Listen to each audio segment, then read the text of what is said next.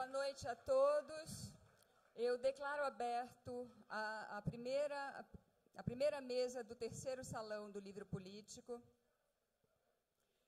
E eu vou chamar para compor a mesa os dois editores da Comissão de Organização, que são Cauê Ameni, da Autonomia Literária, o Fernando Garcia, da editora Anita Garibaldi. Vou chamar o professor de literatura da USP, Flávio Aguiar, e vou chamar a presidenta Dilma para vir compor a mesa, porque senão não vai ter mesa.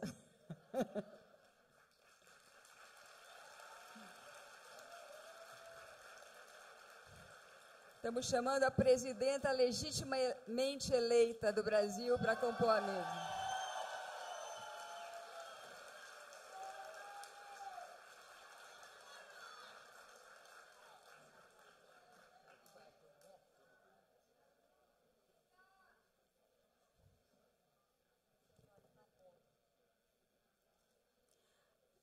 A primeira parte dessa sessão de abertura é uma sessão de homenagens, que já é uma tradição no terceiro salão, no Salão do Livro Político, e eu vou chamar o Fernando Garcia, ele vai cuidar dessa etapa do trabalho.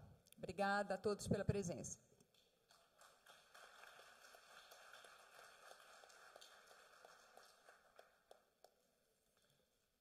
Boa noite a todos e a todas. E como falou a Ivana, este é o terceiro Salão do Livro Político. O segundo foi o ano passado, em 2016, há exatamente um ano, e o primeiro foi em maio de 2015. Naquele momento nasceu o Salão do Livro Político no Brasil. Nasceu durante um período grave da política e da economia brasileira. O Salão do Livro Político, ele tem como missão a disseminação de ideias das pequenas e médias editoras que, com muito custo, editam livros.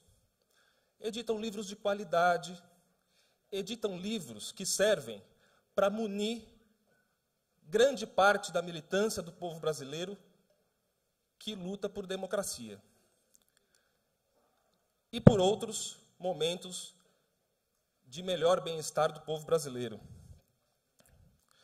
No 2015, após a eleição da presidenta Dilma, a sanha conservadora colocava suas garras de fora. Preparava um golpe. Muitos de nós não percebemos isso. Na edição de 2016, a segunda edição, o golpe estava quase instalado. Vocês devem lembrar do dia 27 de abril, onde a gente pôde conhecer a baixa qualidade do Congresso, da Câmara Brasileira, da Câmara dos Deputados do Brasil. Em 2016, a gente tinha um público que queria avidamente discutir política. Queriam saber o que expositores dos nossos debates estavam falando, queriam saber o que essas editoras estavam publicando. De um ano para cá, a situação só se agravou.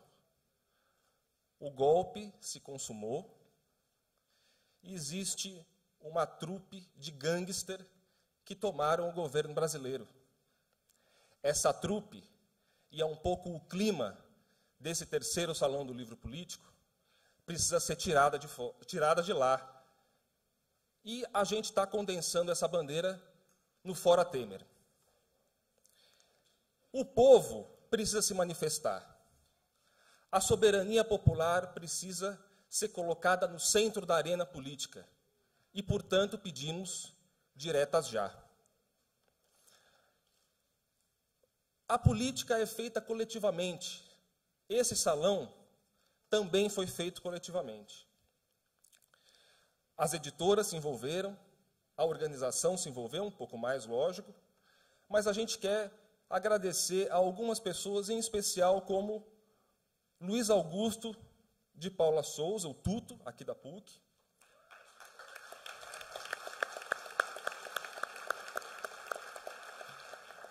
Claudinei Cássio, também que ajudou bastante, Lúcia Barroco, a Carol Scorse, a nossa produtora,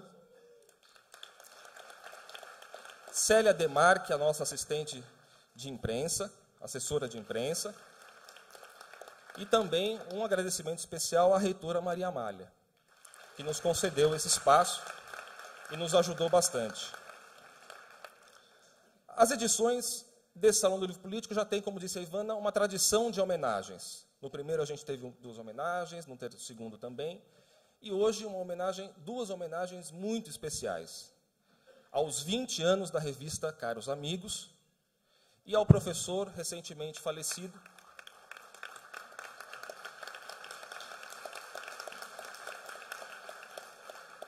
professor Antônio Cândido.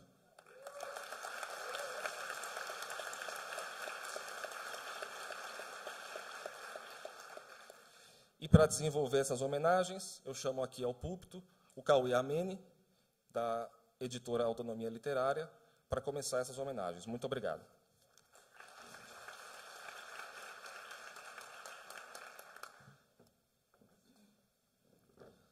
Bom, boa noite.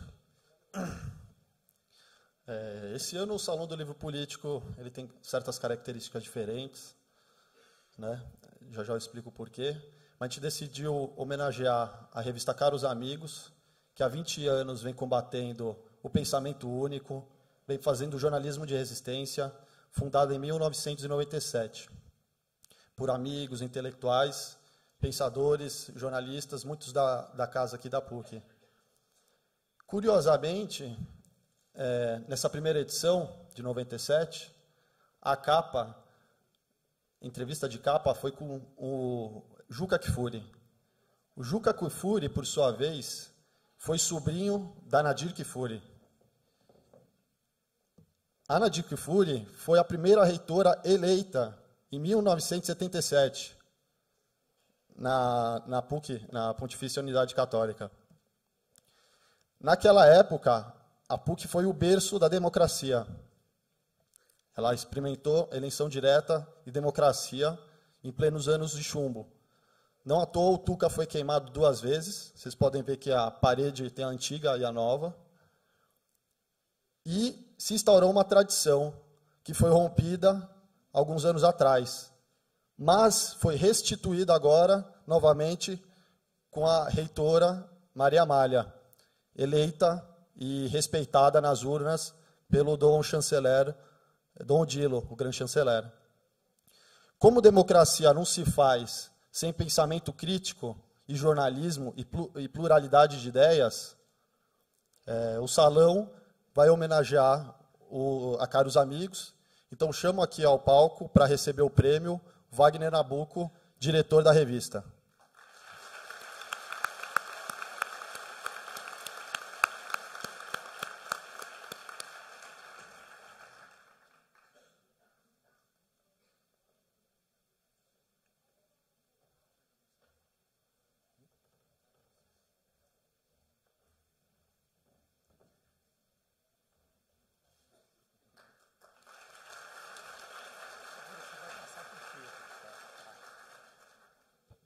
Boa noite a todas, boa noite a todos. Eu vou ser muito rápido, porque, na verdade, eu vou passar a minha bandeira para uma pessoa que está aqui e que está aqui representando toda a equipe da Caros Amigos, que também está aqui, e os nossos colaboradores, muitos deles voluntários, solidários, e principalmente os nossos leitores, que, ao longo desses 20 anos, foram quem nos suportaram, de fato, nessa batalha que é difícil.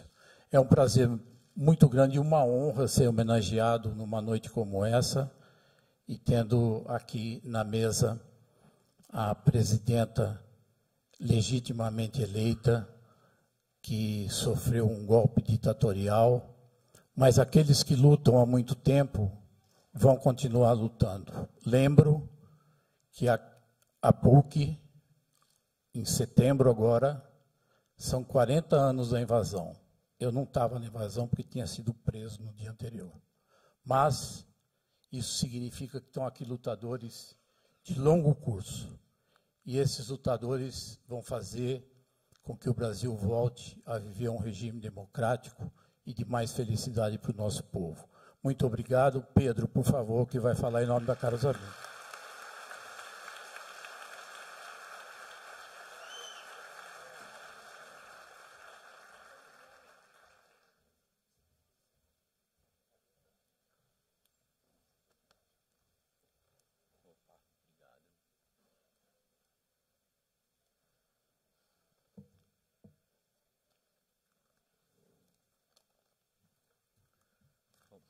Boa noite a todas e a todos. Primeiramente, fora Temer, né?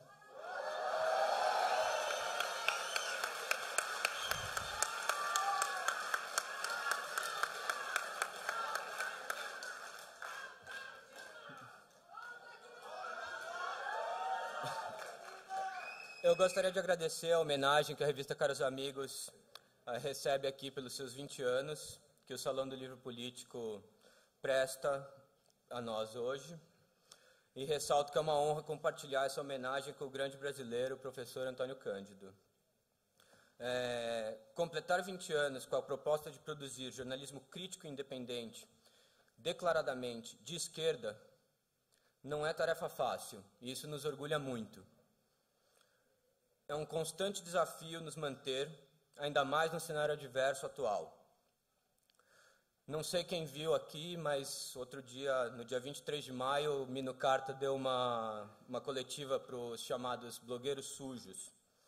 E naquela coletiva ficou bem claro o tamanho, a dificuldade da missão que os veículos não alinhados têm pela frente para continuar na disputa por uma narrativa diferente daquela dos veículos da mídia hegemônica e conservadora. Por isso, é muito importante o apoio de vocês, que se identificam com a nossa luta. Por isso, assinem, hein? Fora isso, completar 20 anos nos alegra muito. É um prazer poder fazer parte dessa história, que é de muito sucesso.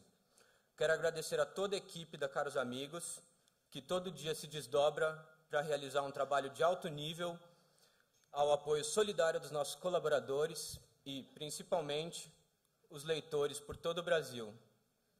Para finalizar, queria agradecer a organização do Salão, a PUC, por estarem realizando esse evento. É um prazer fazer parte disso. Obrigado.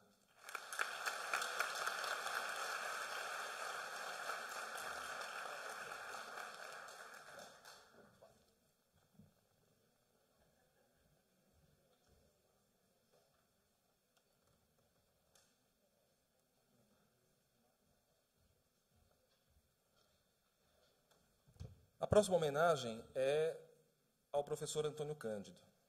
Mas há de se fazer também uma outra homenagem bem rápida, porque quando a Caros Amigos apareceu nas bancas, já existia, um pouco mais de tempo, uma outra revista, uma revista chamada Atenção. A revista que uma vez deu, ironicamente, uma capa dizendo, com a cara de Fernando Henrique Cardoso, então recém-eleito presidente da República, e as aspas eram: "Eu não sou um neoliberal". Bastante irônico. E o diretor dessa revista, essa revista não durou muitos números, pelo que eu sei, mas ele também foi editor, um importante editor que sempre lutou pelo socialismo no Brasil, pela causa revolucionária, pela luta anti-imperialista. Ele se chama Max Altman. Max morreu o ano passado, nos deixou um importante legado político, e é assim que a gente, no terceiro Salão do Livro Político, homenageia essa grande figura que foi o Max Altman. Muito obrigado.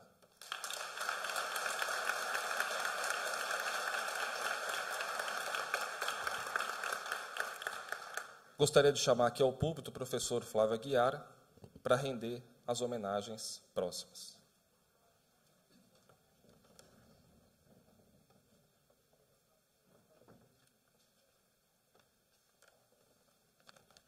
Boa noite a todas e a todos. Também vamos começar com o nosso Fora Temer. em homenagem ao professor Antônio Cândido. Mas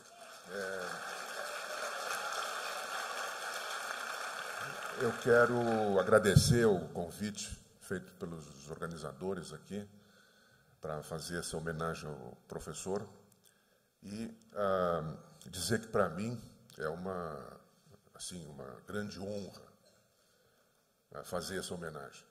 Infelizmente, nas circunstâncias, eu não posso dizer que é um grande prazer. E, perdão, a maior parte do tempo eu vou ler aqui, porque, senão, é capaz da voz me embargar e atrasar mais ainda a homenagem, né? Eu vou começar lembrando que, em 1998, eu ajudei a organizar e terminei me tornando uma espécie de mestre de cerimônias, a homenagem ao professor Antônio Cândido por ocasião dos seus 80 anos. E naquela ocasião falou, numa das mesas, o professor Décio de Almeida Prado, que era seu amigo e colega, ainda sobrevivente dos tempos da revista Clima. E nessa ocasião, o professor Décio, primeiro ele rompeu um pacto que os autores, enfim, os editores da revista Clima tinham feito entre si, que era de jamais falarem uns dos outros, em público. E ele fez também uma espécie de uma confidência que não saiu no texto publicado no livro, que saiu publicado posteriormente, nem na revista da USP, onde o texto do professor Décio foi publicado também. Ele começou fazendo uma citação do personagem D'Artagnan, dos Três Mosquiteiros, de Alexandre Dumas Père. É uma frase do D'Artagnan, ele está morrendo, e ele diz: Athos, Porthos, até breve, porque já estão mortos. Aramis, até sempre. E ali ele falou que justamente D'Artagnan era o apelido do professor Antônio Cândido, entre os 4 amigos que faziam o quarteto principal da revista: o professor Lorival Gomes Machado, o professor Paulo Emílio Salles Gomes e o professor Décio de Almeida Prado. É necessário lembrar também que esse quarteto era também composto por figuras femininas, mulheres, a dona Gilda de Melo e Souza, que era a esposa do professor Antônio Cândido, e também por dona Ruth, que era a esposa do professor Décio de Almeida Prado. Havia outras figuras centrais, mas esse era o grupo. Infelizmente, o professor Décio, naquela ocasião, não esclareceu quem eram o Aramis, o Porthos e o Athos. Eu presumo que o Paulo Emílio fosse o Aramis, porque era o mais político. O Lorival fosse o Athos e o Décio o Porthos. Mas isso é uma mera suposição minha, não tem nenhuma fonte propriamente dita. Agora, no livro do Dumas, Os Três Mosquiteiros, o protagonista é justamente o quarto, que não é mosquiteiro, que é o D'Artagnan, não é? E a Constance Bonacieux é a amada, idolatrada de D'Artagnan. Talvez a dona Gilda fosse a Constance Bonacieux da revista Clima. Que também, por ele, é perdidamente apaixonada, né? Mas D'Artagnan, no romance, ele sucumbe a uma duplicidade, porque ele é apaixonado pela Constance Bonacieux, mas também se sente atraído pela Milady, que é a vilã da história. Não havia Milady na revista Clima. E, embora o professor Antônio Cândido, na sua vida intelectual, tivesse uma duplicidade também, que eu vou me referir, isso não tem nada a ver com a duplicidade do personagem D'Artagnan no romance, evidentemente. É um outro tipo de duplicidade. Porque o professor Antônio Cândido começou pela sociologia e terminou nos estudos literários. Quando ele fez essa passagem, saindo, inclusive, da Universidade de São Paulo e indo, né, para o Assis, aonde ele começou a sua vida de professor dos estudos literários, o seu grande mestre, o professor Fernando Azevedo, manifestou uma preocupação. Nós temos que entender isso como uma preocupação daquele tempo, né, assim, há 50, 60, 70 anos atrás. Hoje, talvez, nós usássemos outras palavras, né? Mas se nós fizermos um esforço e contextualizar, nós vamos entender o que o professor Fernando Azevedo queria dizer. Ele disse, o professor Antônio Cândido me contou isso, ele disse: olha, o senhor, que eles tratavam por senhor, né? O senhor está casado com a sociologia e tem uma bela amante, que é a literatura. Agora o senhor quer se divorciar da sociologia e casar com a literatura. Pode ser que não dê uma coisa nem outra. Felizmente, essa previsão do professor Fernando Azevedo não se realizou. E nós tivemos, assim, com isso, o casamento entre o professor Antônio Cândido e os estudos literários, que brindaram o Brasil, a América Latina e o mundo com um dos seus maiores intelectuais do século XX e do século XXI, ombreando com gente, além dos outros já citados, né, e outras, gente da estirpe de Florestan Fernandes, Ángel Rama, Northrop Frye, Walter Benjamin, para citar apenas 4 exemplos, sendo um deles sociólogo ilustre, outro um brilhante reinventor da América Latina, amigo e correligionário intelectual de Cândido, um erudito extraordinário no campo das letras e um letrado e filósofo que uniu, com brilho também ímpar, o fulgor e o rigor da inteligência, a generosa e incansável militância pela justiça social, como fez o professor Antônio Cândido. Voltemos momentaneamente a D'Artagnan. Sem desmerecer os outros personagens, decididamente ele é, dos mosquiteiros, o mais apaixonado e apaixonante. Isso também não é um julgamento sobre os personagens da revista Clima. E esta é outra marca desse intelectual que homenageamos aqui, Cândido, tão identificado com justiça com os valores do cerebral iluminismo. Identificamos várias paixões no mundo de Antônio Cândido, todas elas ardentes e generosas. Por exemplo, a paixão pela inteligência, a paixão pelo jornalismo de alta qualidade. Em termos de livro, Brigada Ligeira está aí para nos lembrar dela.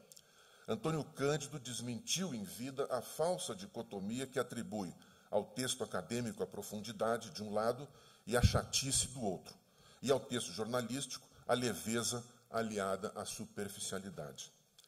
A paixão pelos estudos literários no mundo acadêmico, redigidos ou apresentados em aulas, arguições ou em outros aspectos e meios com rigor e erudição na pesquisa, elegância e clareza na comunicação, distante de jargões, da estreiteza pseudamente teórica, sem a adoção acrítica de cacuetes de escolas, paróquias e modas.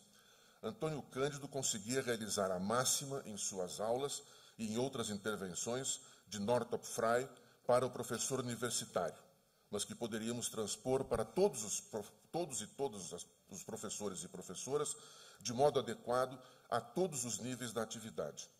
A improvisação erudita, como dizia Frye, tão distante do círculo da desinformação quanto da quadratura da rigidez esquemática decorada e decorativa. Qualidade esta que ele compartilhava com o brilhantismo das aulas de Dona Gilda, que também tive a fortuna de acompanhar. A paixão pelo Brasil e sua literatura, compartilhada com seu interesse ardente pelo povo brasileiro e suas manifestações culturais, manifesto naquele brilhante Parceiros do Rio Bonito, estudo lapidar e seminal sobre a cultura caipira daquela região. Nesta esteira, Antônio Cândido deixou monumentos memoráveis, como Formação da Literatura Brasileira, Literatura e Sociedade, A Educação pela Noite e tantos outros exemplos que eu não vou me alongar aqui para citar. A amplitude da visão e do coração de Antônio Cândido levou-o a se empenhar pela construção de um horizonte latino-americano para a literatura brasileira, lado a lado e ombro a ombro com Ángel Rama, e a amizade que cultivaram frutificou, entre outras coisas, no projeto da Biblioteca Ayacucho, na Venezuela.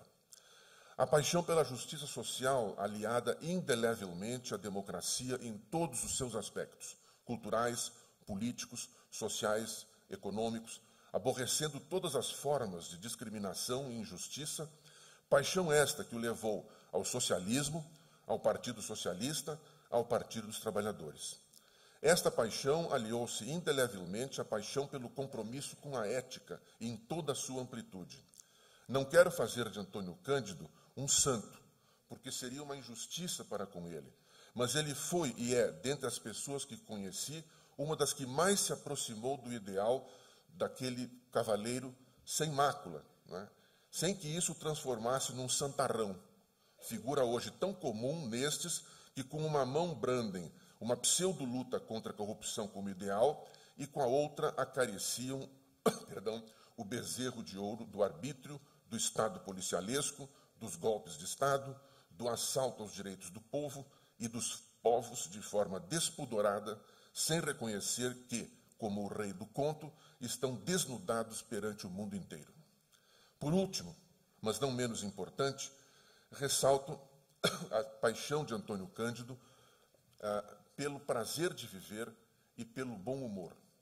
Confidenciou-me ele, certa vez, que depois do golpe de 1964, nunca mais rira como antes. Imagino o quão delicioso este antes deve ter sido, a julgar pelos exemplos de graças e ironias, jamais sarcásticas ou desrespeitosas, que pude presenciar e que ele compartilhava, que pude presenciar e compartilhar com ele. Antônio Cândido era dos melhores imitadores que já vi atuar, digamos assim, imitando de modo inigualável colegas, personalidades do mundo intelectual e político, o que demonstra também o extraordinário poder de observação que ele detinha e inspirava. Quero terminar essas observações, esta brigada ligeira em torno da personalidade, da persona de Antônio Cândido, como uma de caráter pessoal. Devo dizer que com o seu passamento fiquei mais órfão.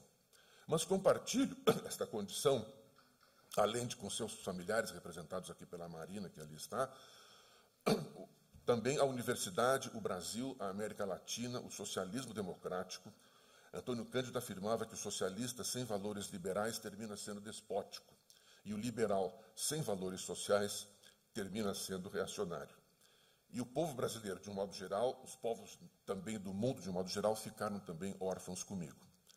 Que ele continue lembrado entre nós, o intelectual de raiz iluminista, a nos iluminar com o universo generoso e vasto de suas paixões. Desculpe e muito obrigado.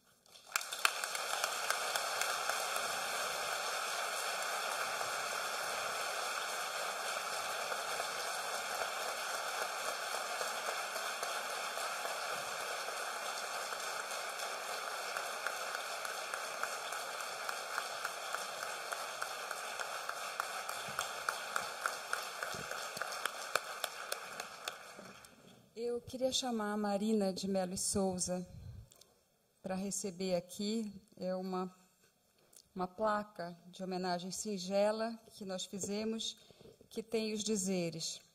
As editoras, está sem luz aqui e a minha vista é péssima. As editoras reunidas no terceiro salão do Livro Político prestam sua homenagem ao intelectual e sempre lutador professor Antônio Cândido de Mello e Souza, por sua obra e sua intransigente defesa do direito à literatura como um direito humano. Terceiro Salão do Livro Político, São Paulo, 5 de junho de 2017.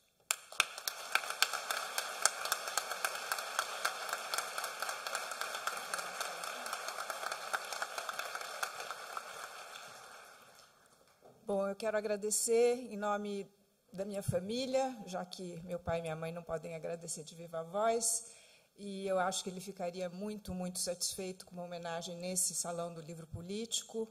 Meu pai, como todos vocês sabem, como eu tenho feito questão de dizer, era um socialista de corpo e alma. Ele praticou o socialismo na vida dele, dividindo tudo que ele tinha com as pessoas. E eu acho que uma homenagem aqui seria uma coisa que o satisfaria muito, apesar dele não ser uma pessoa que tinha militância política como uma prioridade na sua vida, ele acabou sendo um militante à moda dele, né, e sempre envolvido e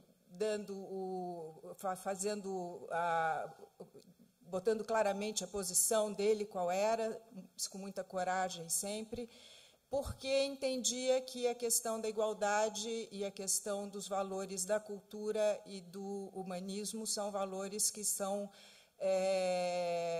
direitos, né, feito foi dito aqui, de todas as pessoas. E agradecer ao Flávio, porque eu acho que o Flávio fez um retrato muito verdadeiro, muito preciso do que era ele, uma pessoa alegre, brincalhona, de bem com a vida, e que manteve, né, a coerência do ato, do pensar e do agir na sua vida, que eu acho que é o grande exemplo que, com a morte dele, nós ficamos muito comovidos com todas as manifestações e como ele era querido por todos, principalmente, eu acho, porque ele simbolizava essa coerência entre uma pessoa que vive e age como ela pensa. Isso é uma coisa que a gente anda muito carente no mundo contemporâneo, né? As pessoas falam uma coisa e fazem outra, e é uma pena que pessoas como ele sejam cada vez mais raras. Obrigada, muito obrigada por vocês.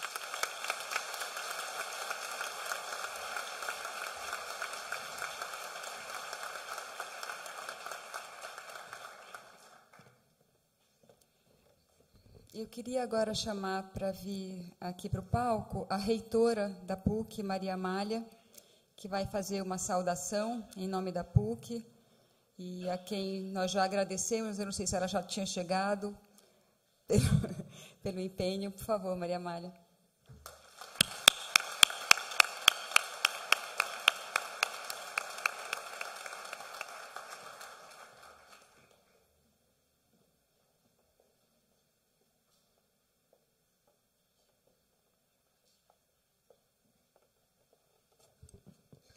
Boa noite. A mim cabe, nesse momento, dar as boas-vindas dessa universidade, da qual tanto nos orgulhamos, a esse evento que eu tenho certeza é de uma importância ímpar no Brasil hoje. Há um ano, exatamente, essa universidade vivia um momento democrático e muito peculiar, que era o momento de uma campanha eleitoral para a reitoria. 4 candidatos concorreram à reitoria da universidade e a chapa que eu representei concorreu dizendo que a universidade precisava se voltar de novo para o mundo fora, para os muros fora da universidade, que essa universidade devia a essa cidade, a esse país, voltar-se para os problemas de novo do país e tomar partido no sentido de tomar o partido da democracia, da justiça social, da luta pela igualdade. Trazer o Salão do Livro Político para a universidade representa para nós isso no melhor sentido da palavra. Universidade é um lugar de formação, é um lugar de produção de conhecimento, é um lugar de produção de reflexão e crítica. Essa universidade fez isso muito bem nos anos 70, nos anos 80, e está na hora de ela voltar a fazer isso. Trazer o Salão do Livro Político para dentro da PUC significa isso. O nosso compromisso com a produção da reflexão, com a produção da crítica e com a luta por um país democrático. Vocês vão me perdoar, eu vou quebrar o protocolo e vou dar um beijo na minha presidenta, que foi sempre o que eu quis fazer na vida.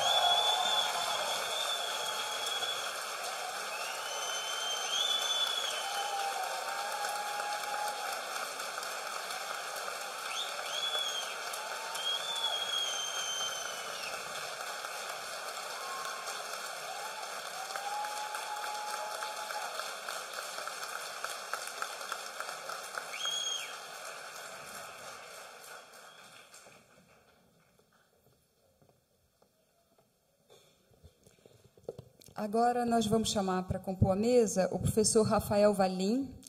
Vai ter início a conferência, a mesa que é a conferência da presidenta Dilma, que se chama Estado de Exceção. E o professor Rafael Valim vai compor a mesa com a gente.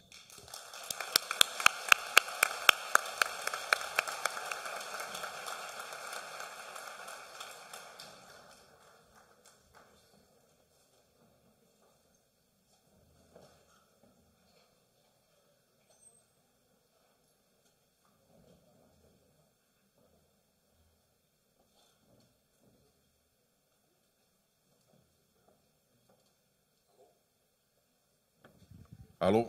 Alô? Agora ligou. Muito bem. A Ivana, além de me convidar e os organizadores aqui do evento para fazer homenagem ao professor Antônio Cândido, ela me convidou também para dirigir essa mesa aqui. E, de modo que vamos dar início à mesa, nós vamos ter o seguinte procedimento. Eu vou passar primeiro a palavra ao professor Valim, que está lançando um livro aqui, inclusive, professor de Direito aqui da Faculdade de Direito da Pontifícia Universidade Católica. O livro chama-se Estado de Exceção, a Forma Jurídica do Neoliberalismo. Ele estará lançando o livro na sequência. Então, primeiro, eu vou passar a palavra ao professor Valim, fazer suas observações, e, na sequência, eu vou passar a palavra para a nossa presidenta, Dilma Rousseff, que aqui está. E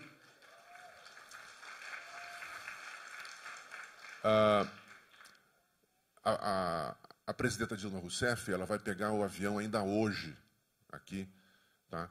De modo que, terminada a sua intervenção, ela terá que se retirar, infelizmente, para nós. O professor Valim vai lançar o livro, acho que ali em frente, ou lá no salão, lá embaixo, e ele estará à disposição para quem quiser conversar com ele. Eu agradeço antecipadamente a compreensão de todas e todos vocês, devido à circunstância desta mesa aqui, tá bom? Então, de imediato, passar a palavra ao professor Valim.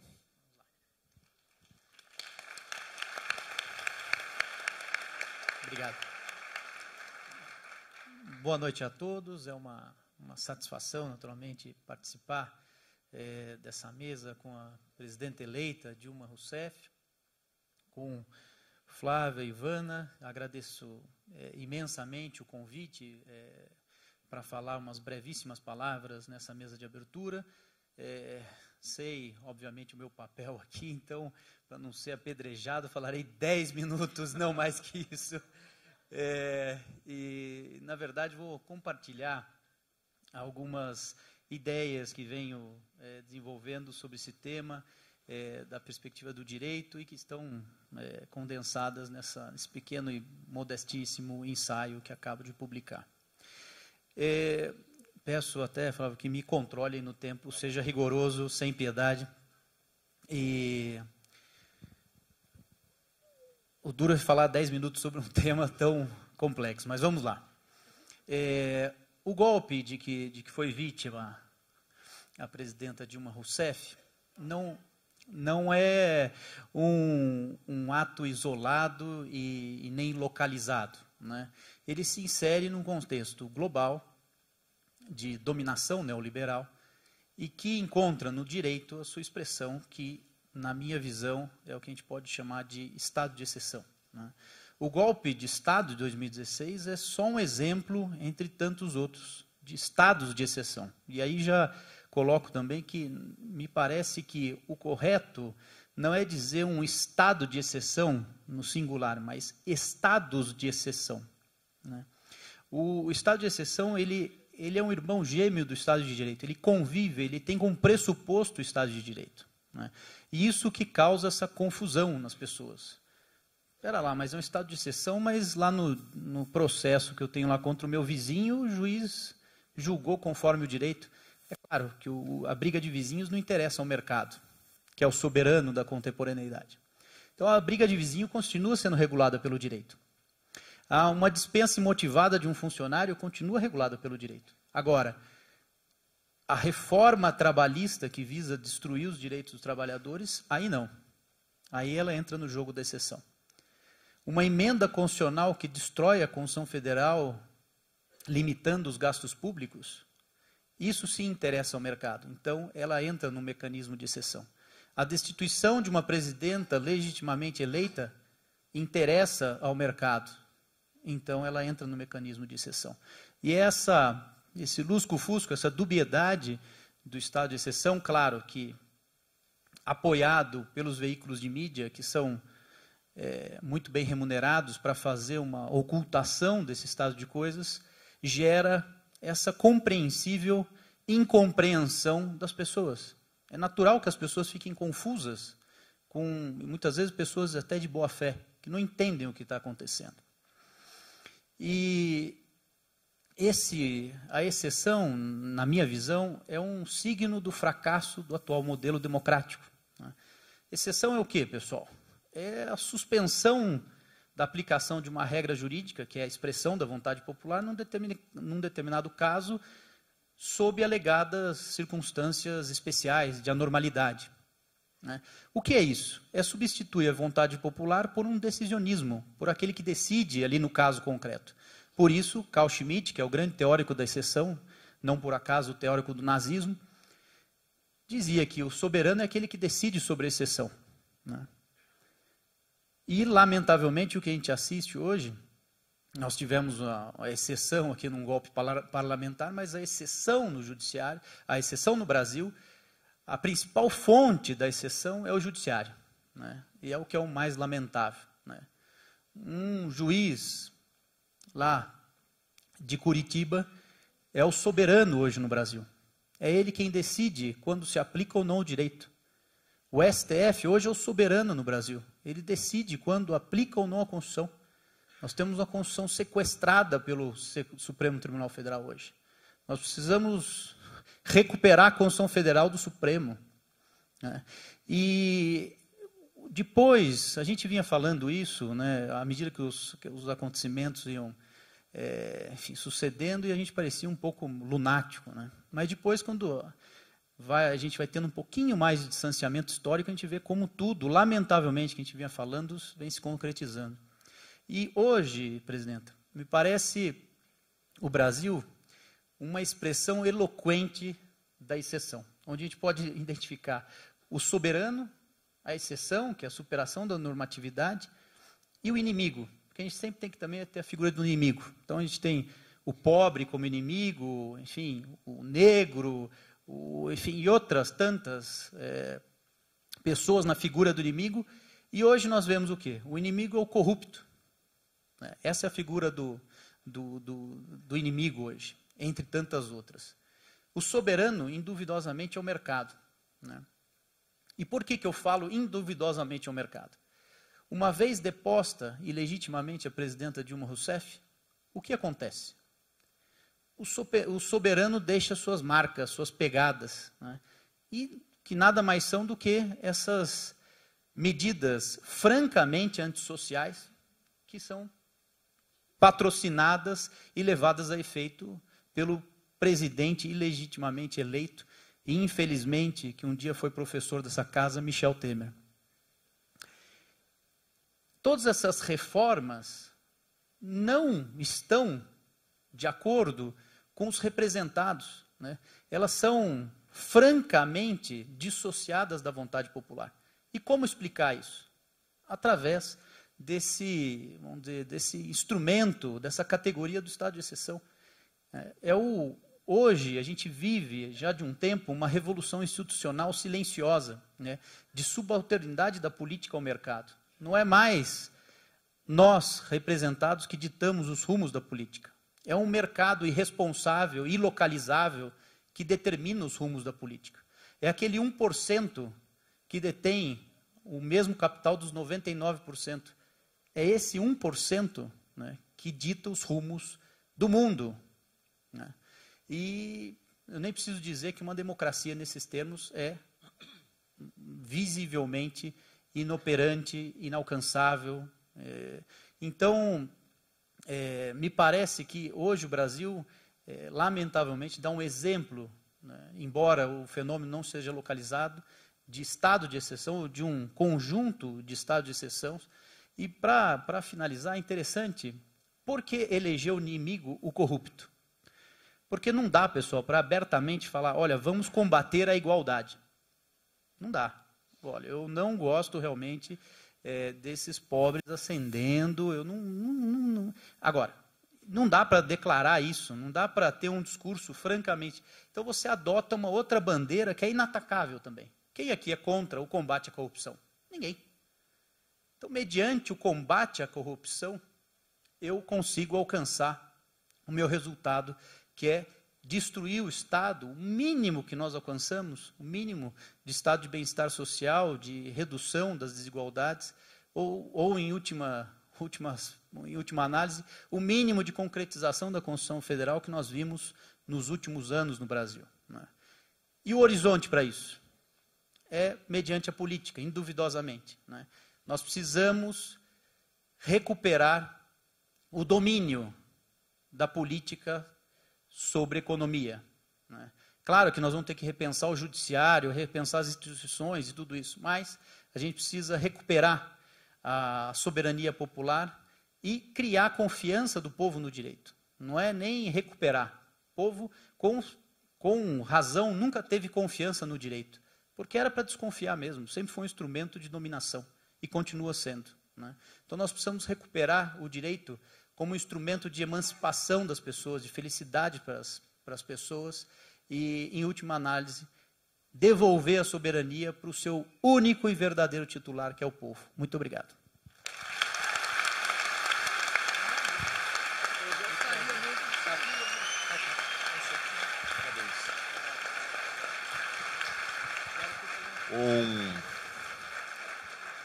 Um voto de louvor extra ao professor Valim, porque ele falou 9 minutos. Sem mais... A Ivana vai utilizar o minuto. Dentro do minuto deixado pelo professor Rafael Valim, eu queria só lembrar para vocês que a programação continua até quinta-feira. Amanhã de manhã a gente tem uma aula, uma conferência do professor Michel Reines, que é um biógrafo de Marx que está no Brasil. Vai dar uma conferência na manhã, às 10 horas da manhã ou 10h30 da manhã, no Tucarena. E nós temos de terça a quinta, e depois continua na terça-feira da semana que vem, o curso livre Marx, que dessa vez vai fazer um estudo, se dedica ao estudo do Capital.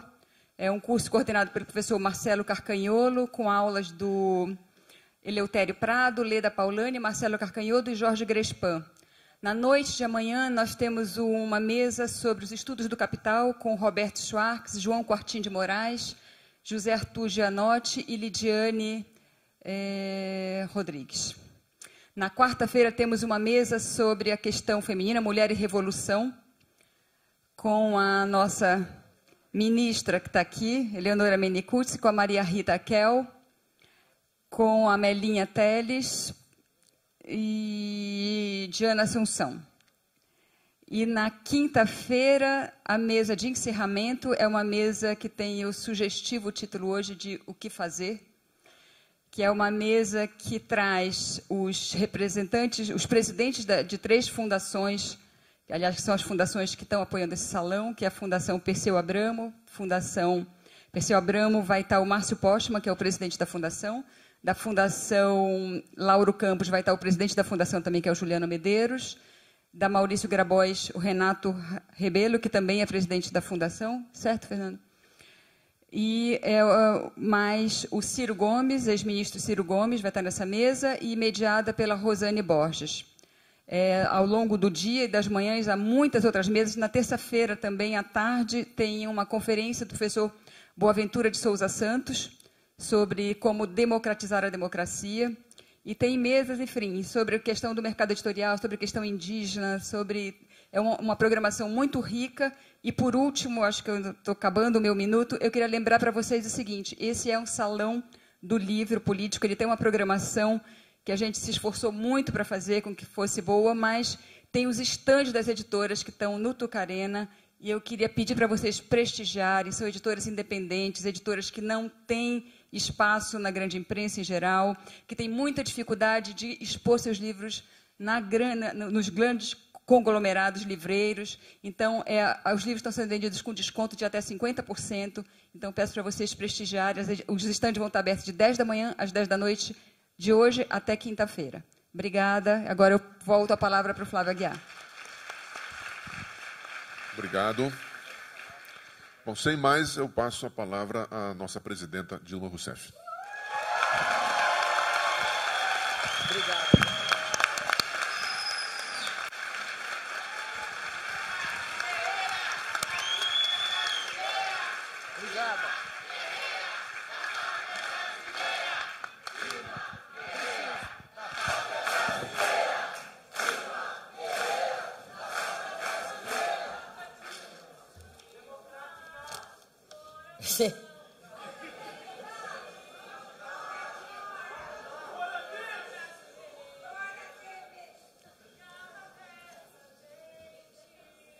Obrigada, viu? Muito obrigado. Boa noite, gente. E obrigada por tudo. Lógico. Quem é que recusa uma flor linda dessas?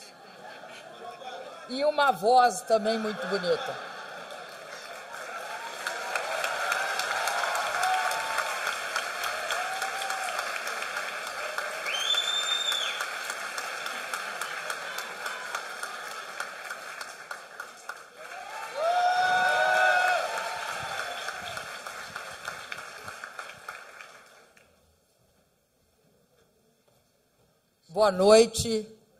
Boa noite a todos presentes, agradeço a presença de cada um. Queria iniciar cumprimentando aqui a todos vocês por participarem desse terceiro Salão do Livro Político. Sem dúvida é algo importante no nosso país, porque é talvez um dos espaços nos quais é possível manifestar a diversidade do nosso pensamento, tão estreitado por uma mídia oligopolista e por um sistema de publicações que também contempla não a discussão, mas aí também, professor, o mercado. Queria cumprimentar aqui os homenageados, a revista Caros Amigos, e todo o seu esforço por se manter vivos durante tanto tempo. 20 anos por uma publicação no Brasil, uma publicação de esquerda, é muito tempo. Queria cumprimentar o Max Altman, um militante, sem sombra de dúvida, um militante com compromissos com a transformação social do nosso país. Mas gostaria de dirigir um cumprimento especial ao Antônio Cândido. O fato do Antônio Cândido ser uma pessoa que representou uma época. Representa uma época não só por ser um dos maiores pensadores do nosso país no século XX e no XXI também, porque soube transitar por vários temas diferentes e, sobretudo, por ter sido também, em que pese todo o seu compromisso intelectual, todo o seu trabalho intelectual, foi um militante político, um militante pelo socialismo democrático. Queria cumprimentar a Marina de Mello e Souza, dizer que para nós a presença do Antônio Cândido, para mim pelo menos, a presença do Antônio Cândido nessa homenagem não só me emociona, como me emocionou o professor Flávio Aguiar, mas me honra muito de participar de um ato em que o grande homenageado, sem sombra de dúvida, é Antônio Cândido, uma das maiores personalidades do nosso país. Queria cumprimentar à mesa o professor Flávio Aguiar, escritor, que fez, sem dúvida nenhuma, não só uma fala emocionada, mas uma fala profunda, do coração e da razão. Queria cumprimentar o professor Rafael Valim, que, sem sombra de dúvida, nessa apresentação de 10 minutos, deu muitas indicações sobre essa que é uma questão que nós todos temos de enfrentar, o que é o avanço do estado de exceção no nosso país. Queria cumprimentar a editora do Boitempo, a Ivana Jenkins, e eu quero te dizer, Ivana, que eu nunca vou deixar de ter uma certa inveja de você pela Boitempo. Acho que a sua convivência com os livros deve ser algo extremamente gratificante e inspirador. E por isso eu nunca vou deixar de sentir, eu já te falei a primeira vez que nós nos vimos, e sempre repito, alguns seguem caminhos diferentes. Talvez eu tivesse, em algum momento no passado, trilhado esse caminho dos livros, das bibliotecas, das editoras e dos escritores. Queria cumprimentar também todas as editoras aqui presentes, a editora Anita Garibaldi, o Fernando Garcia, a Autonomia Literária Cauê Amene. Queria cumprimentar aqui, um cumprimento muito forte para a nossa reitora da PUC de São Paulo, Maria Amália.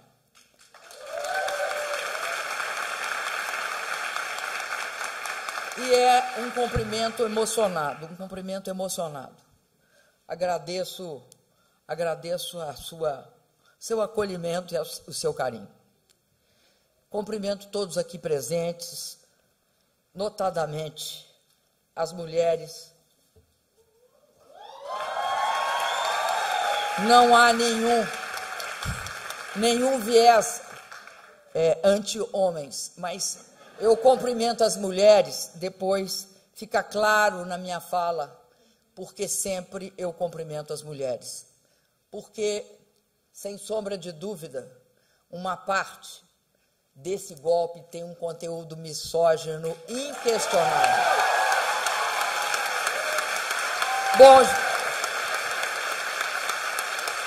Bem, nós hoje temos clareza cada vez maior que o Brasil caminha para um futuro incerto, com um governo ilegítimo, que nós sabemos que é ilegítimo, um presidente acusado de corrupção. A crise consiste em um crescente, mas um grande impasse. Impasse entre o que pensa a população do Brasil, o que quer a população do Brasil, e um impasse entre o que quer e o que pensa esse governo ilegítimo. Esse governo, sem sombra de dúvida, faz parte de um processo, talvez o mais vergonhoso processo que nosso país está acostumado a golpes. Eu, pelo menos, vivi 2 golpes, o de 64 e agora o golpe parlamentar. Mas esse é, talvez, o mais vergonhoso, o mais perverso e o mais absurdo golpe político, econômico e social que o nosso país está enfrentando. Nós vamos necessariamente precisar de eleições diretas que redefinam o pacto social, que criem condições para que nós restabelecemos as condições de estabilidade e legitimidade que permitam que o Brasil volte a crescer, volte a trilhar o caminho da geração de empregos e, sobretudo, que o Brasil consiga enfrentar toda a exclusão e a lógica de privilégios que nós temos como uma marca na nossa história e que, por um período pequeno, de 13 anos, nos últimos tempos, houve outros tempos também que essa lógica de privilégios e exclusão, houve tentativas de alterá-las. Mas, voltando, por 13 anos, nós demos alguns passos em direção a um novo modelo de crescimento e de inclusão social. Nós assistimos o impeachment que desprezou os 54 milhões e meio de votos que eu tive. Esse impeachment teve por base uma fraude que foi uma alegação de incorreções orçamentárias do governo da presidente Dilma, algo que todos os governos anteriores ao meu e o meu mesmo, no primeiro mandato, praticaram e que até então não tinha sido objeto de questionamento por nenhum órgão de acompanhamento nem de controle. Além disso, este é um golpe fraudulento porque tem um objetivo claro, que é impedir que o projeto aprovado quando da eleição seja o projeto implantado quando no governo. Esse golpe, ele pode ter vários motivos, e teve vários motivos. Nós podemos dizer que tinha uma espécie de sintaxe, de descrição e de construção de um ambiente para o golpe através de processos misóginos, por exemplo, que opunham a minha condição de mulher à condição de qualquer outro presidente homem. Por exemplo, eu sempre fui caracterizada como uma mulher dura. Um homem seria caracterizado como um presidente forte. Eu fui caracterizada como uma pessoa, pode ser contraditório, mas esse discurso não é feito com base na lógica, é feito com base em preconceitos. Esta mulher forte era também uma mulher que tendia, como todas as mulheres, a uma certa histeria. O homem seria descrito como sensível. Esta dualidade abarcava também certas características que criava toda uma mitologia para o golpe, que era uma pessoa obsessiva compulsiva que só queria trabalhar. O homem não, teria descrito como uma pessoa empreendedora, criativa. Todas as negatividades da minha condição de mulher foram colocadas dentro dessa narrativa do golpe. Mas não foi essa a razão fundamental do golpe. Não foi tampouco, pura e simplesmente, o fato descrito naquela primeira gravação. Virou moda a gravação, eles introduziram a gravação como método de denúncia política e de também investigação. Vocês lembrem que foi gravado o senador, aliás, ex-senador Sérgio Machado gravou também, eu acredito que numa delação acompanhada pela Procuradoria, gravou o senhor senador Romero Jucá, que, entre outras coisas, falou sobre que era preciso estancar a sangria. Era preciso estancar a sangria para que a investigação da Lava Jato não chegasse até eles. Era importante que ela se circunscrevesse a criminalizar o PT, ao ex-presidente Lula, a mim mesma e ao meu governo. E disse, na continuidade, que não foi divulgada naquele momento, foi divulgada depois, que era importante fazer uma concertação e que ela estava sendo feita entre todos. Por todos entendiam as instituições, todos segmentos empresariais. Mas também não é essa a razão principal do golpe. Ela é uma das, mas a razão estratégica do golpe é enquadrar o Brasil, econômica, social, geopoliticamente, ao neoliberalismo. Por que isso? Porque a consciência de que, por 4 vezes, a cada 4 anos, a cada 4 últimos anos daquele período, nós tínhamos derrotado o projeto neoliberal que tinha se iniciado no governo Collor, aprofundado no governo do ex-presidente Fernando Henrique e barrado com a ascensão do presidente Lula em 2003, nós tínhamos derrotado 4 vezes.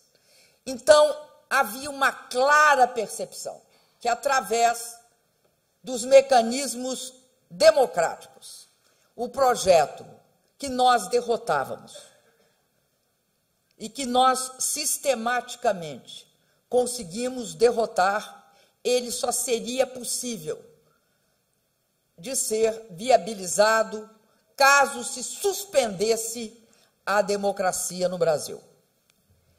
E isso era algo muito importante. Não é uma questão que aparece pela primeira vez, né?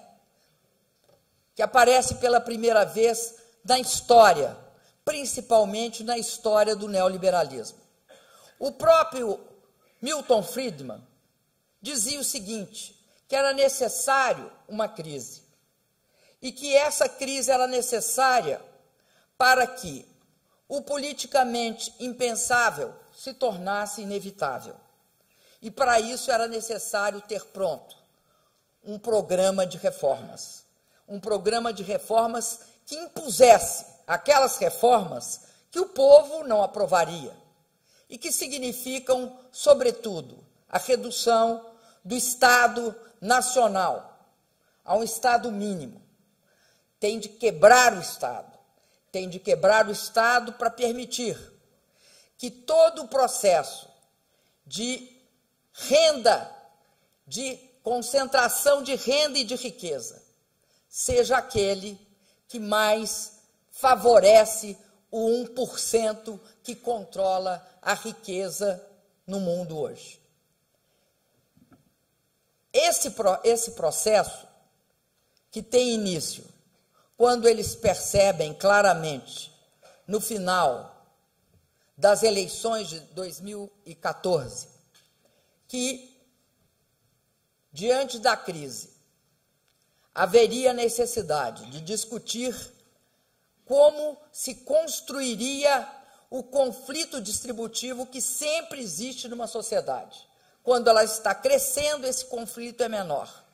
Quando há um processo de crise, esse conflito é maior.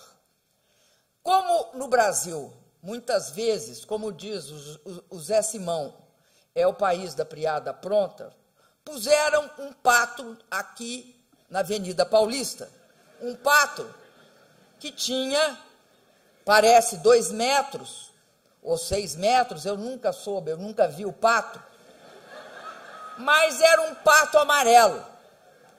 E tinha esse pato uma simples, uma clara, uma inequívoca posição. Não queremos pagar o pato, que é igual, não iremos contribuir para uma vírgula em relação à recuperação econômica do país. Esta limpidez de fala é acompanhada por uma outra característica, que é, obviamente, o fato que esse processo ele não podia contar pura e simplesmente só com parcelas dos segmentos políticos, PMDB, PSDB e outros partidos que integram esse governo e a base que todos nós conhecemos. Só isso não daria caldo suficiente para se fazer um golpe. Era necessário, portanto, que houvesse outros interessados. E isso nós podemos facilmente encontrar nas 4 ou 5 famílias que controlam a mídia oligopolista familiar do nosso país. Extremamente interessada, e mais do que interessada, assumindo, de fato, um papel, alguns desses órgãos assumindo, de fato, um papel que pode ser qualificado como de um partido político. Não seria a primeira vez nem a última que um jornal ou um grupo de comunicação ou uma organização que controle rádio, televisão, jornal, mídia social, que tenha televisão por concessão e televisão através de TV fechada, que ela assumisse a condição de orientador, pensador político, pensador estratégico, de liderança e de tentativa de hegemonizar uma sociedade e de definir um pensamento político. Além deles, também os representantes do pacto. E esta representação ela é interessante. Por quê? A mídia tinha de vender uma narrativa sobre a situação, de um lado, e os segmentos políticos e os segmentos do Pato tinham de construir uma proposta. E isso foi feito. Nós sabemos que foi feito. Antes era difícil provar que estava sendo feito. Agora, foi feito, está claro que foi feito. E foi feito através do quê? Primeiro, de dizer que o país quebrou. Ora, eles mesmos, no dia 26 de junho, se eu não me engano, é fácil de saber direito essa data, porque é quando há o Brexit. Quando há o Brexit, ou seja, a saída da União do Reino Unido, saída do Reino Unido da União Europeia, os mercados ficam um tanto instáveis. O Ministério da Fazenda do governo ilegítimo faz uma nota, e nessa nota ele diz que o Brasil tem uma imensa robustez, derivada do quê? Derivada do fato de ter 380 bilhões de dólares de reservas. Um país que tem 380 bilhões de reservas não quebra. Não quebra? Por que não quebra? Porque tem todas as condições de honrar os seus credores, mas ele não tem credores. Ele tem, pelo contrário, ele é credor líquido. O Brasil é credor líquido. Como é que pode estar quebrado? Eles mesmos reconheceram que não estava quebrado. Eles mesmos reconheceram que o governo tinha um colchão de liquidez. Eles mesmos reconheceram em nota, claramente, que o governo tinha toda a robustez necessária para enfrentar qualquer turbulência internacional. Então, o que é que aconteceu? Não. Tinha de criminalizar os gastos sociais e os investimentos produtivos. Então, a culpa era porque gastaram demais. Nem isso é verdade, porque se você comparar os dados, verificará que não gastou demais. Gastou mais com algumas coisas, ou seja, com transferências sociais, transferências de renda e com política social de saúde e educação. É fato, gastou mais aí. E aí, qual era o projeto que se apresentava como aquele projeto de salvação do Brasil das garras dessa política que só pensava em fazer gasto social e subsídio para a população? Qual foi a saída? A saída é o vergonhoso, aliás, a vergonhosa emenda constitucional que congela por 20 anos todas as despesas primárias, saúde e educação em termos reais. O resto, que é saneamento, ciência e tecnologia, segurança, defesa, todas as demais podem, inclusive, se reduzir nominalmente. E mantém o pagamento de juros. Este projeto é o projeto neoliberal de enquadramento de duas coisas. Enquadra, primeiro, tire os pobres do orçamento. Enquadra a segunda questão, tire a população da decisão. Por quê? Porque é inconcebível que um Congresso congele por 5 presidentes da República o gasto orçamentário. Por quê? Porque é incondicional. O que é a base da eleição de um presidente? É onde ele vai gastar, como ele vai gastar, com que ele vai gastar. Se isso não pode ser discutido, acaba-se com a eleição, acaba-se com a participação eleitoral. Então, faz duas coisas. Tira os pobres do orçamento, porque quem precisa de investimentos pobres e a classe média, ou seja, a maioria da população desse país, a maioria quase absoluta da população desse país, porque quem precisa de educação e saúde, quem precisa, não são os que representam uma porcentagem ínfima da população brasileira, são, de fato, os grandes interessados, o povo brasileiro. Além disso, vem com outras reformas que não têm nada a ver com reforma, são mudanças de modelo.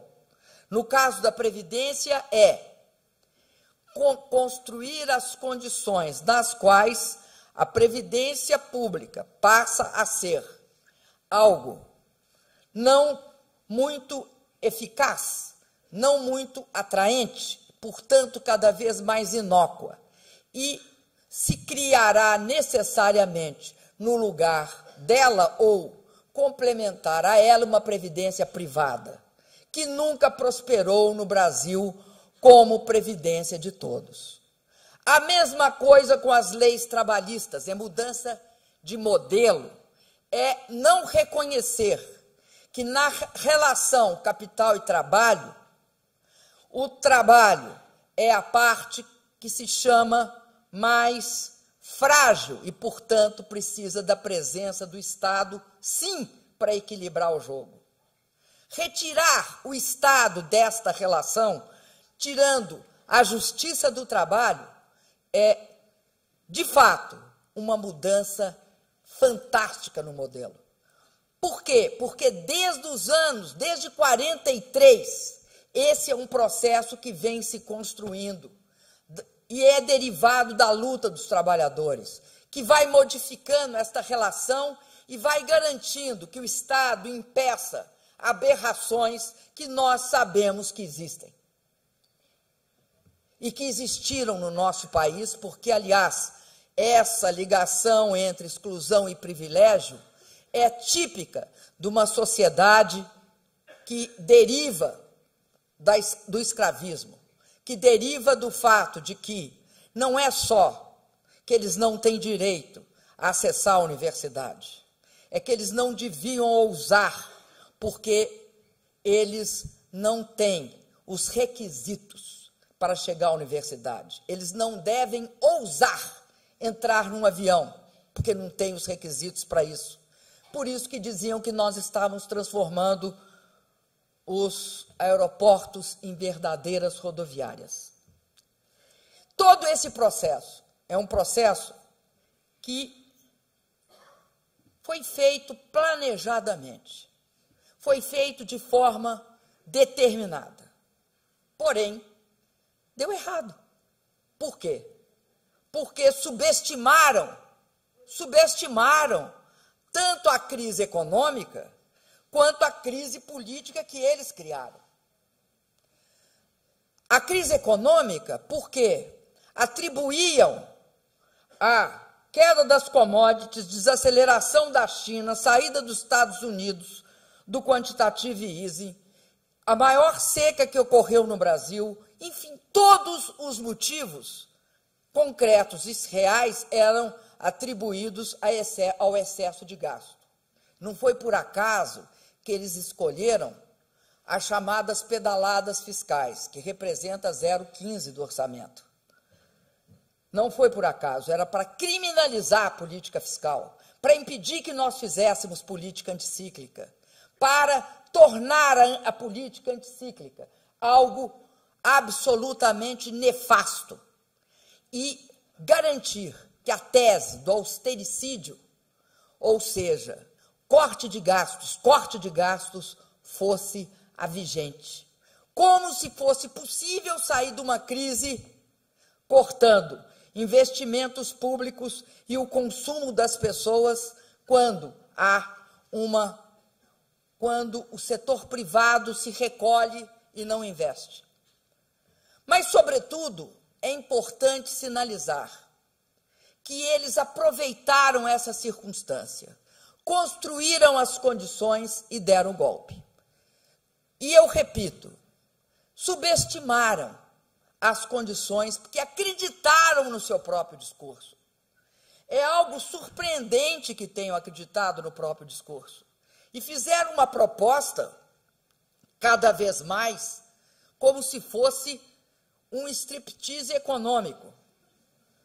Eles farão depois um striptease político, mas fizeram primeiro um striptease econômico, quando colocaram simultaneamente no Congresso e anunciaram aos quatro ventos a emenda da Constituição, do teto dos gastos por 20 anos, o congelamento em termos reais de saúde e educação, quando lançaram essa pseudo-reforma, mudança de modelo previdenciário, e quando lançaram a reforma trabalhista. Mas não contentes com isso, abriram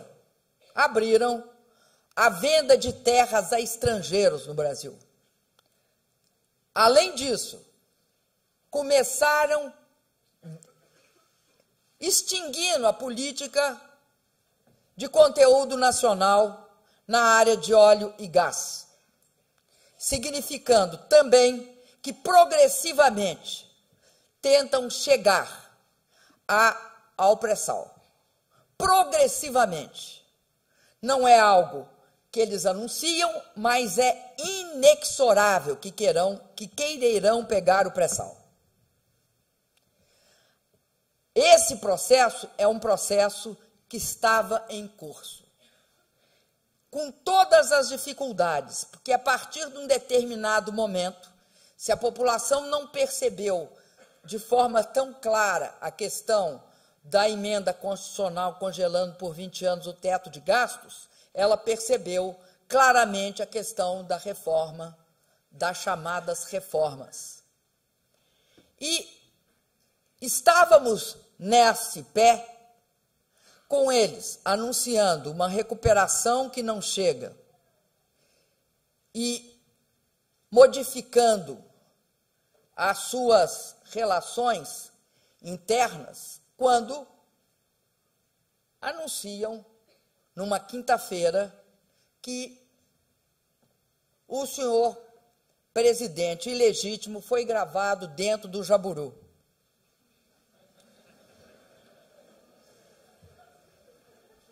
E estarrecedoramente também o ex-senador Aécio Neves, esse que entrou com processo no TSE só para encher o saco.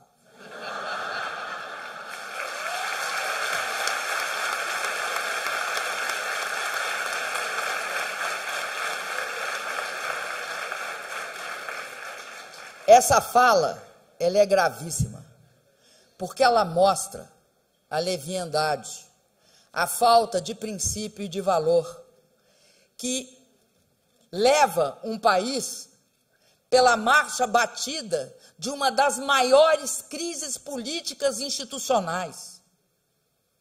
É absolutamente impensável uma cultura política que possa justificar um desrespeito ao resultado democrático de uma eleição baseado na tentativa de encher o saco.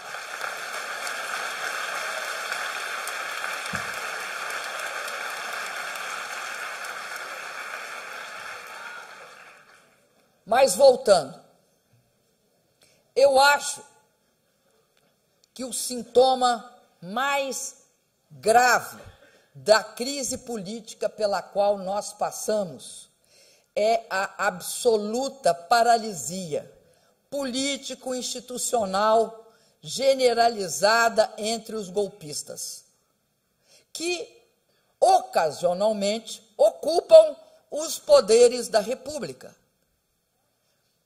Vejam vocês,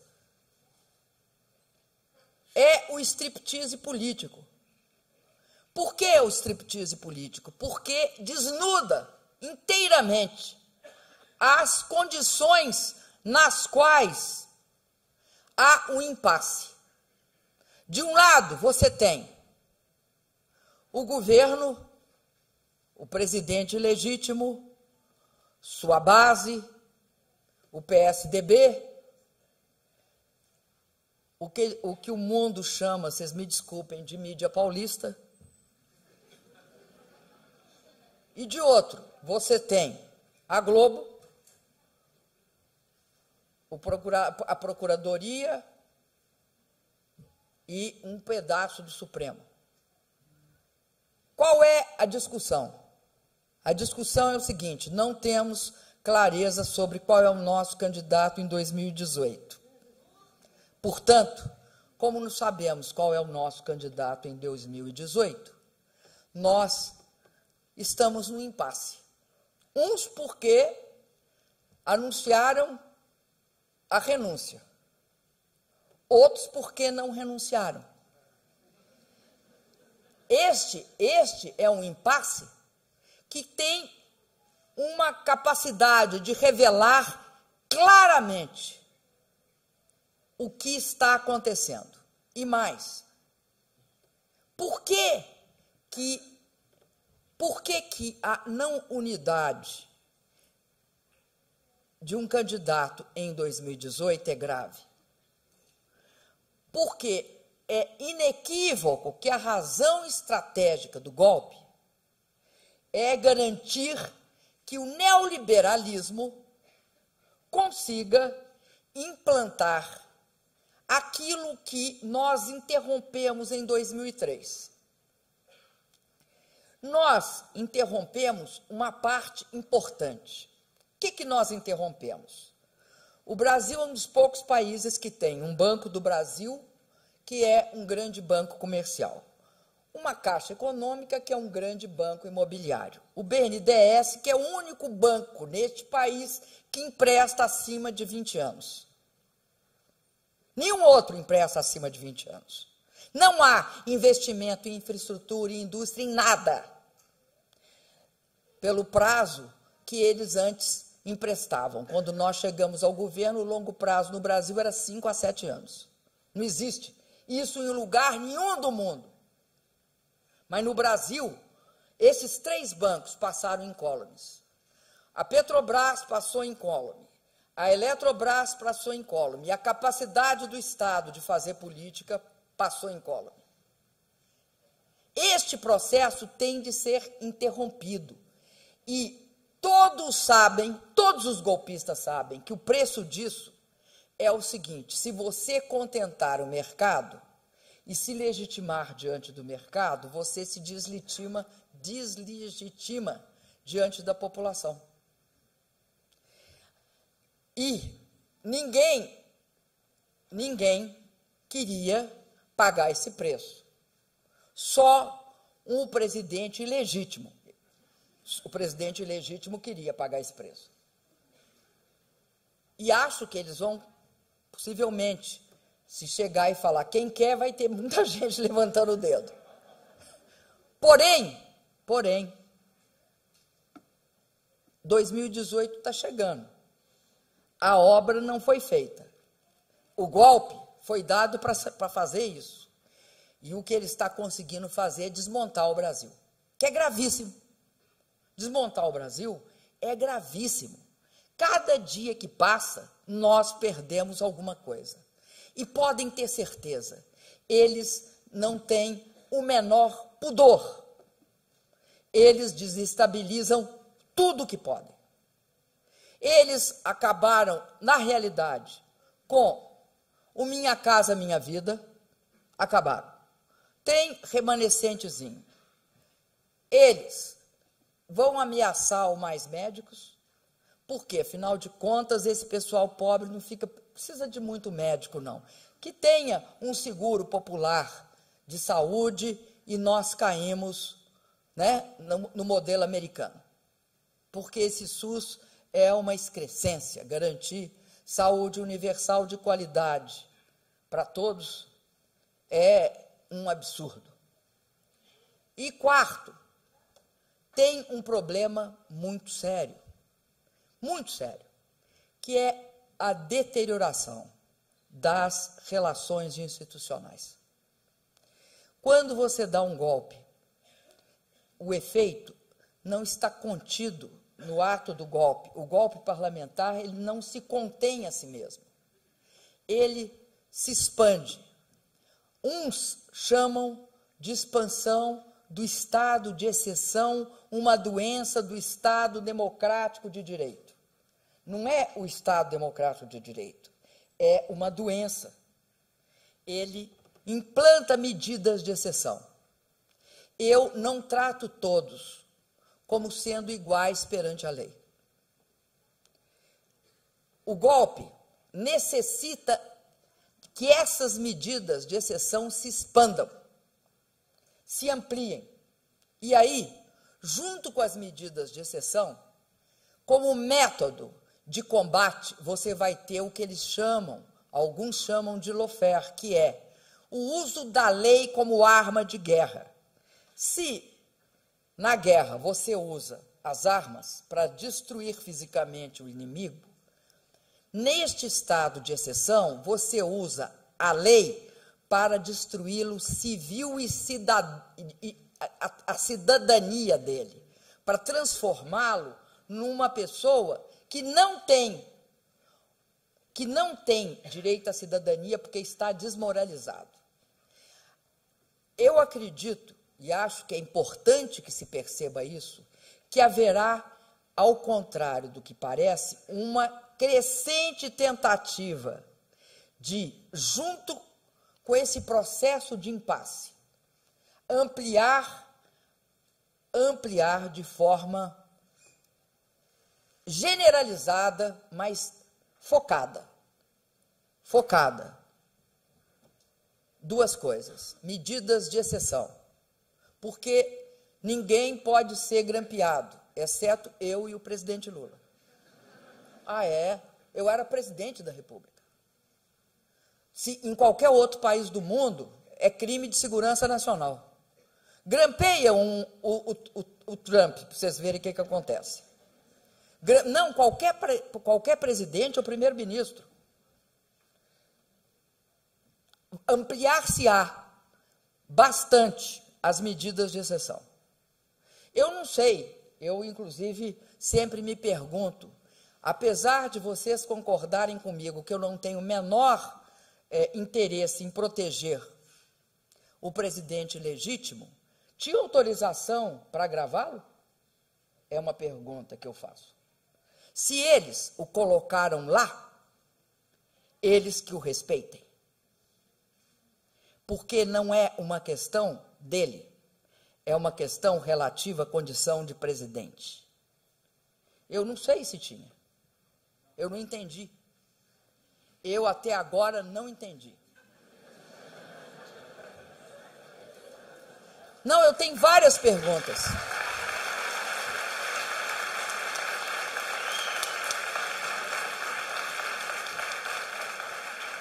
Sabem por que nós temos de pensar isso?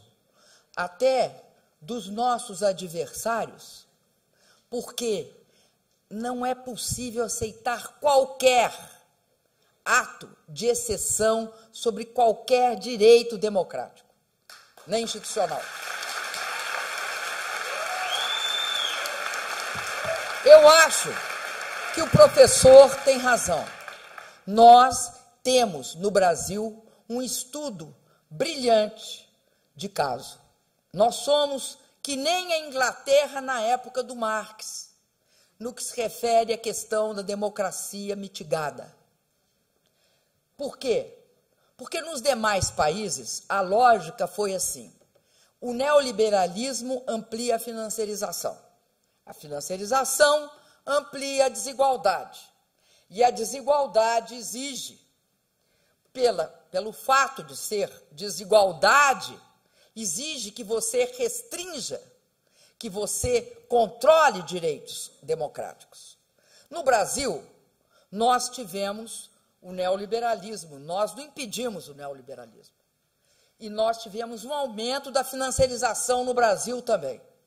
Só que nós fomos contra a corrente. Ao invés de aumentar a desigualdade, nós reduzimos. Como nós reduzimos a desigualdade e começamos a ampliar também a soberania e a internalização de atividades econômicas, o que aconteceu foi, para impedir que ou seja, para permitir que o neoliberalismo se complete, que ele volte a instalar aqui a mais profunda desigualdade novamente, há que romper a democracia. Então, vem da democracia para cá. Rompe a democracia para tirar esses direitos. Por isso, eu digo para vocês, a questão democrática passa a ser central. É a questão democrática que vai articular a questão nacional, a questão social, a questão do desenvolvimento econômico e da geração de empregos. Não há como o Brasil ter qualquer hipótese de estabilidade econômica e política se não tiver um banho de legitimidade. Um banho de legitimidade que só advém, só tem um jeito dele ocorrer. Dessa vez, pelo menos dessa vez, que seja um pacto que passe pela população, pelo povo brasileiro. E não como foram as nossas transições. Eu quero dizer para vocês que uma coisa foi muito perguntada para mim pela imprensa internacional. A imprensa internacional queria saber como é que foi possível que houvesse um voto no parlamento naquele dia 17 de maio, quando a Câmara autoriza a investigação de impeachment, como foi possível ter um voto pela tortura, pelo torturador e pela ditadura militar no Brasil. Eu no início, me incomodou muito a pergunta. E eu acredito que um dos motivos fundamentais para isso foi a característica do nosso pacto democracia, aliás, ditadura para democracia na transição. Nós, ao fazer o pacto, perdemos as diretas já. Essa é a verdade. Nós perdemos. Então, não aprovamos a emenda Dante de Oliveira, certo? Então, o que aconteceu? Aconteceu o seguinte, a transição foi negociada por cima. E nessa negociação, houve a negociação da anistia, tanto para os torturadores quanto para os torturados. Ao ter esta anistia, você tem a sociedade, porque quem viveu sabia. Quem não viveu só sabe se a sociedade se purgar. Não tem outro jeito de saber. Por que é? Eu pergunto a vocês. Eu estive na Argentina 2 semanas e meia ou mais, ou 3 semanas atrás. Naquele momento, na Argentina, coincidiu a minha ida com uma discussão que era a chamada questão 2-por-1, que era, esta é uma lei para crimes comuns na Argentina, que a cada 1 ano de cumprimento de pena vale por 2. Eles queriam, uma parte da Suprema Corte Argentina queria levar o 2-por-1 para crimes políticos. E levaram. Levaram num dia e houve uma manifestação de quase 1 milhão de pessoas no dia seguinte. E aí voltaram para trás. Na Argentina, este processo foi um processo feito por baixo, com idas e vindas, mas feitos por baixo. Por baixo que eu falo é o seguinte, com o conhecimento pleno da população de todas as questões. Eu dou esse exemplo só como um exemplo do que é uma transição por cima ou por baixo. O que eu acho é que nós teremos de ter, no caso presente, uma transição que seja uma transição que leve em conta o fato da importância da eleição direta para que o Brasil se reencontre. Só tem um jeito de alguém respeitar aqui qualquer processo no Brasil. É que o voto do povo brasileiro incida sobre aquilo e que fique claro que tem de repactuar em cima do que o povo decidir. Caso contrário, não venham com essa história, que eu acho gravíssima, gravíssima, de isto é uma discussão que querem aprofundar a divergência no Brasil. Não querem sentar numa mesa e resolverem os problemas. São avessos ao acordo. É gente muito ruim. Aí, eu escutei isso na minha viagem aos Estados Unidos, em vários lugares. Achei estranho. Tenho até uma explicação para mim mesma. Mas, a partir de um determinado momento, eu me lembrei de uma história em quadrinhos. Porque isso só pode ser respondido com história em quadrinhos. Que é a seguinte, a história em quadrinhos. É do Asterix e do Obelix. Tem um centurião romano com uma perninha curta, sentado em cima de um cavalo.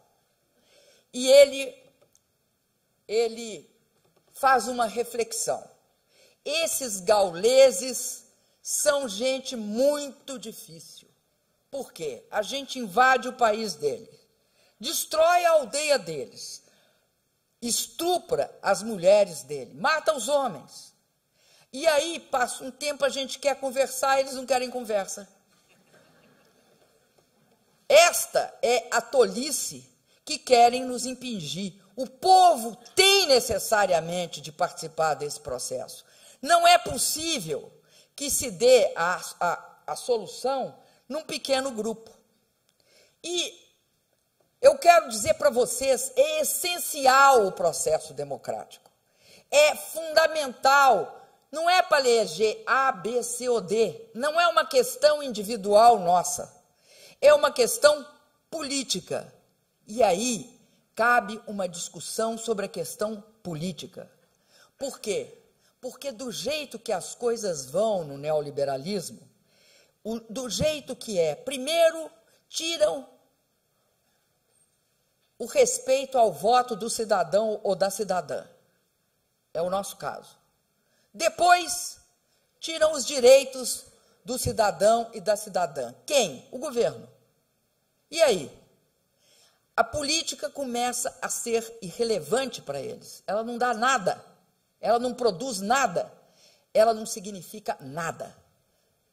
Aí, muita gente começa a achar que, como ela é irrelevante, as situações e as soluções do salvador da pátria ou as soluções da extrema-direita são aquelas que devem ser consideradas, ou seja, passa a considerar que os símbolos, as soluções fáceis, são aquelas que melhor atendem ao país. O Brasil tem de discutir, tem de participar. Não é possível a gente supor que nós resolveremos isso na calada da noite em palácio algum. Nós só resolveremos isso e nos reencontraremos. Porque criaram uma cultura de ódio, uma cultura de intolerância. Essa cultura de ódio e intolerância, ela tem de ser superada. E o único caminho possível, ainda vai dar muito trabalho além do voto popular. Nós vamos ter de fazer um exercício de discussão política. Nós não podemos achar que a política e os políticos têm de ser erradicados da face da terra. Por quê? Vamos lembrar bem, a democracia nasceu com a política. A democracia exige que as pessoas saiam das suas questões individuais, que dizem respeito à sua sobrevivência, e olhem a sobrevivência de um coletivo, de um conjunto de pessoas, de um país, de um estado ou de uma cidade.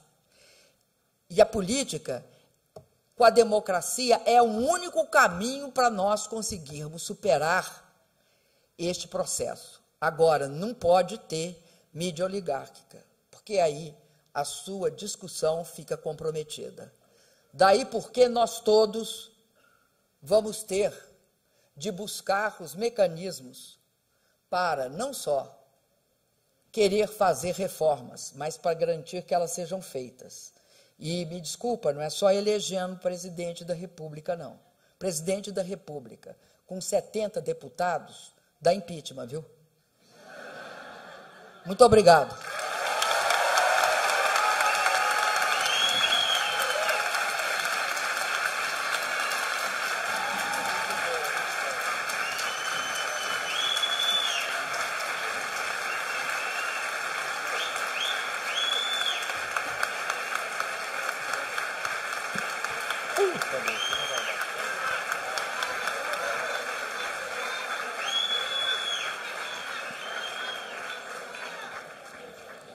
A presidenta Dilma precisa sair porque vai pegar um avião, vai voltar para seu estado. Mas eu acho que ela está ouvindo aqui e a gente poderia gritar diretas já! Diretas já! Diretas já! Fora Temer! Fora Temer! Fora Temer!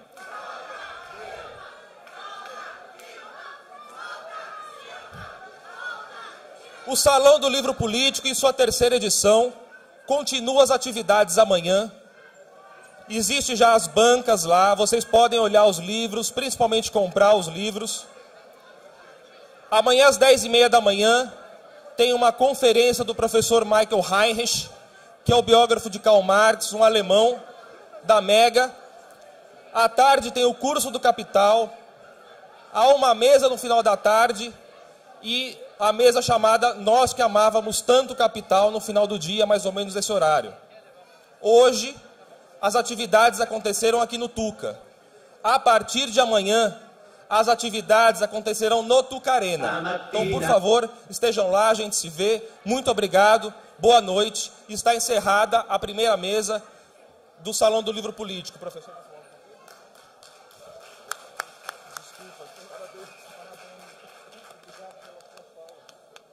Stamattina mi sono alzato, oh bella ciao, ciao, ciao, ciao, ciao. Stamattina